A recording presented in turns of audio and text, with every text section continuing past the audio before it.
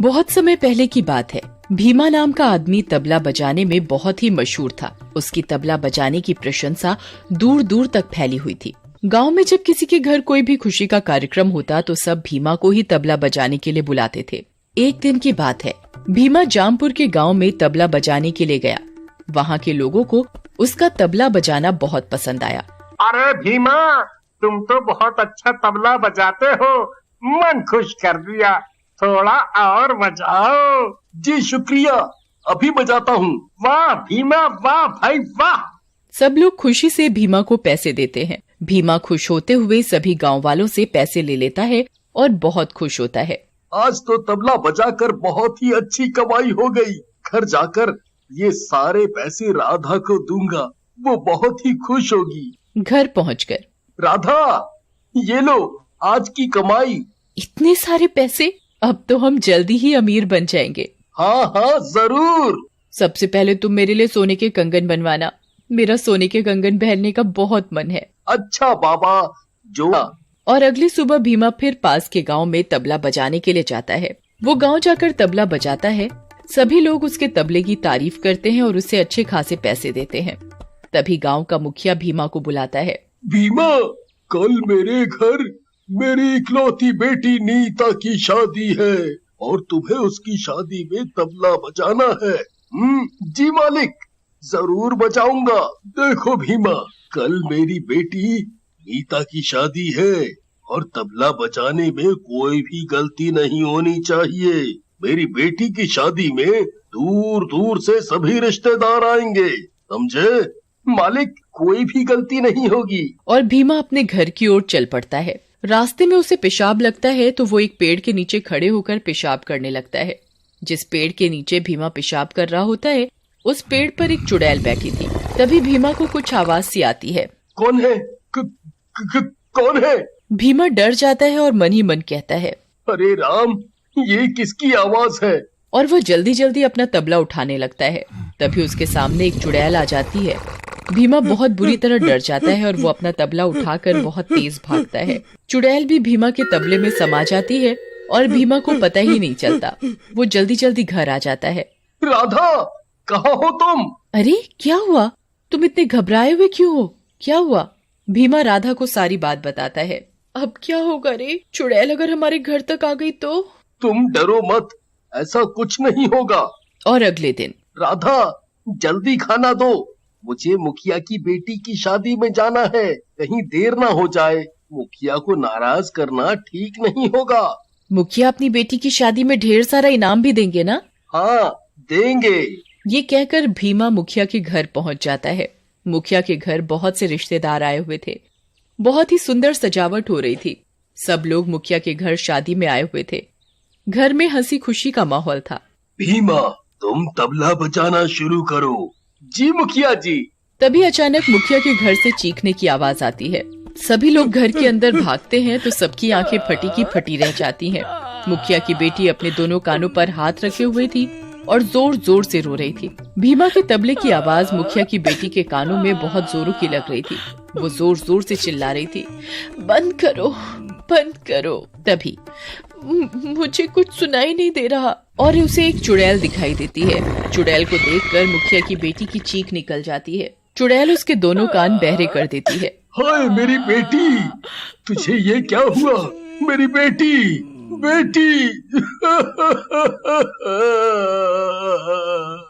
मुखिया अपनी बेटी की ऐसी हालत देखकर बहुत दुखी होता है और मुखिया जोर जोर से रोने लगता है। मुखिया के घर खुशी का माहौल मातम में बदल जाता है। और अगले दिन, भीमा भाई, घर पर हो क्या? अरे सत्तू, कैसे आना हुआ? और तुम कैसे हो? बढ़िया हूँ। कल मेरे बेटे का जन्मदिन है और तुम्हें उसके जन्मदिन में तबला बजाना है। तुम आओगे ना? हाँ हाँ, क्यों नहीं, जरूर बजाऊंगा। तो ठीक है, कल शाम को समय पर पहुँच जाना। ठीक है। अगली शाम भीमा तैयार होकर सत्तू के घर जाने की तैयारी करता है और वो अपना तबला उठाने लगता है। उसे तबले में से कुछ डरावनी आवाजें आने लगती हैं। भीमा आवाज सुनकर डर जाता है। तभी तबले में से चुड़ैल निकलती है और तबला अपने आप बजने लगता है। भीमा बहुत बुरी तरह डर जाता है। तभी चुड़ैल गायब हो जाती है। भीमा की समझ में कुछ नहीं आ रहा था कि ये उसके साथ क्या हो रहा है और वो सत्तू के घर तबला बजाने जाता है। भीमा, तुम आ गए। सत्तू के घर बहुत ही खुशी का माहौल था। आज उसके बेटे बिट्टू का जन्मदिन है। घर में सभी लोग बहुत खुश हैं। भीमा, तुम तबला बजाना शुरू करो। जैसे ही भीमा तबला बजाना शुरू करता है, चुड़ैल, चुड़ैल, चुड़ैल। बिट्टू जोर जोर से चिल्लाने लगता है। चुड़ैल बिट्टू के दोनों कानों में जोर जोर से तबले की आवाज तेज कर देती है कि उसके दोनों कानों से सुनाई देना बंद हो जाता है। बिट्टू बहरा हो जाता है। भीमा के तबले में चुड़ैल बैठी थी जो सिर्फ बिट्टू को ही दिख रही थी। कहाँ है चुड़ैल? बिट्टू बेटा, बिट्टू बेटा, कोई चुड़ैल नहीं है, कोई चुड़ैल नहीं है बेटा। पिताजी, मुझे कुछ सुनाई नहीं दे रहा, मैं बहरा हो गया।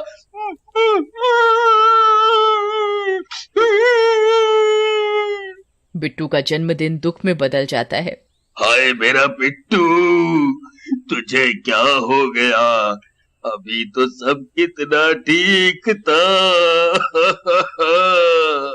बेचारे बिट्टू के साथ बहुत बुरा हुआ। पहले मुखिया की बेटी के साथ ये सब हुआ, अब बिट्टू के साथ ठीक नहीं है। अब बिट्टू के साथ सभी लोग अपने अपने घर चले जाते हैं। कुछ दिनों के बाद गांव में एक प्रतियोगिता का आयोजन था। सभी लोग अपना हुनर दिखाने के लिए उसमें भाग ले रहे थे। क्यों ना मैं भी इस प्रतियोगिता में भाग लूं? जो जीतेगा उसे अच्छा खासा इनाम मिलेगा। भीमा जैसे ही तबला बजाने लगता है, मंच पर बैठे सरपंच के कानों में भीमा के तबले की आवाज जोर जोर से लगने लगती है। भीमा के तबले में बैठी चुड़ैल तबले की आवाज बहुत तेज कर देती है, जिससे सरपंच के दोनों कानों से सुनाई देना बंद हो जाता है। हाय, मर गया रे मेरे कान। अरे कोई सुनो रे, मेरे कानों को क्या हो गया? कोई बचाओ रे, मुझे कुछ सुनाई नहीं दे रहा।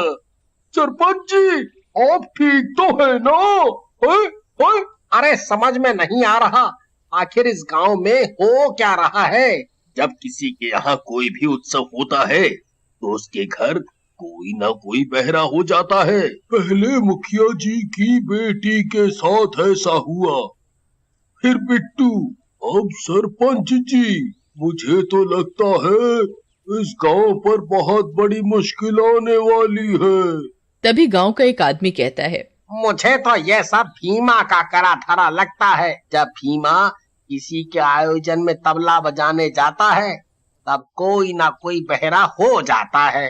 हाँ, हो, तुम सही बोल रहे हो।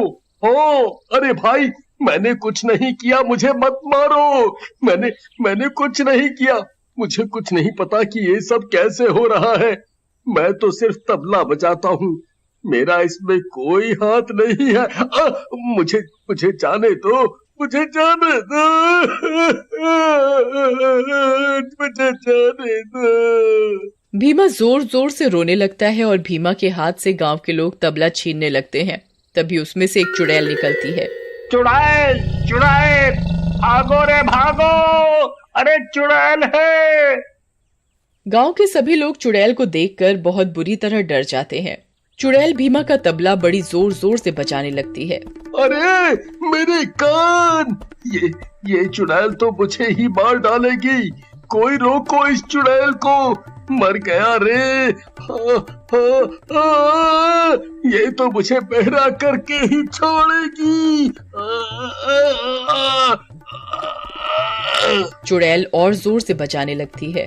अरे ये चुड़ैल तो हम सबको बहरा कर देगी, कुछ करो। तभी एक आदमी हिम्मत जुटाकर चुड़ैल से तबला छीनने की कोशिश करता है, तो चुड़ैल उसका गला पकड़कर दूर फेंक देती है। तभी एक आदमी एक तांत्रिक को बुलाकर लाता है और उसे तबले की चुड़ैल के बारे में सारी बात बताता है। तांत्रिक कुछ देर आंख बंद कर चुपचाप खड़ा हो जाता है। वो अपने हाथ में कुछ भस्म लेकर मंत्र पढ़ता है और वो भस्म लेकर तबले के ऊपर फेंकता है तो तबला जलकर भस्म हो जाता है, तो चुड़ैल भी जलकर मर जाती है। चुड़ैल के मरते ही वो सभी लोग ठीक हो गए जिनको सुनाई देना बंद हो गया था। उन्हें पहले की तरह ही सुनाई देने लगा था।